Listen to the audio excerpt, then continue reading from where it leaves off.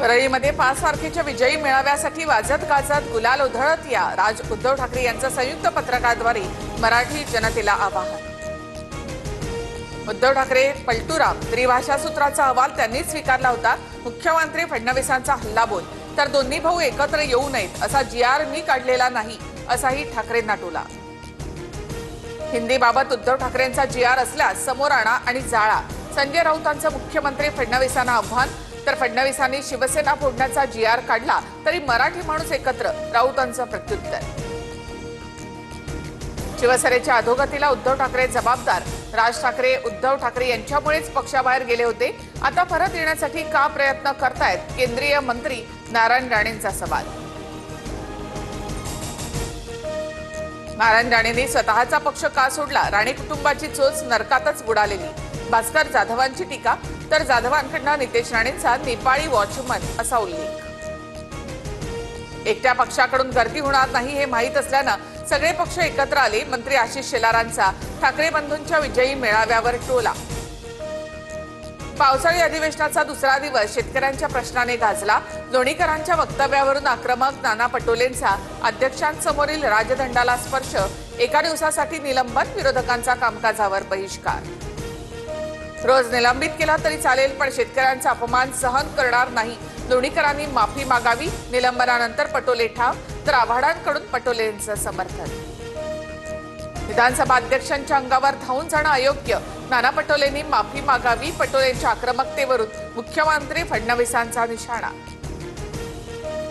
बीडमधील अल्पवयीन मुलीच्या विनयभंग प्रकरणाची एसआयटी चौकशी करणार, वरिष्ठ पोलीस अधिकाऱ्यांच्या नेतृत्वामध्ये चौकशी होणार, धनंजय मुंडेंची मागणी, मुख्यमंत्री फडणवीसांकडून मान्य। धनंजय मुंडे यांना राजीनामा द्यावा लागला याचं दुःख, बीड विनयभंग प्रकरणात लवकरच दूध का दूध पाणी का पाणी होईल, आरोपानंतर संदीप क्षीरसागर यांचा पलटवार।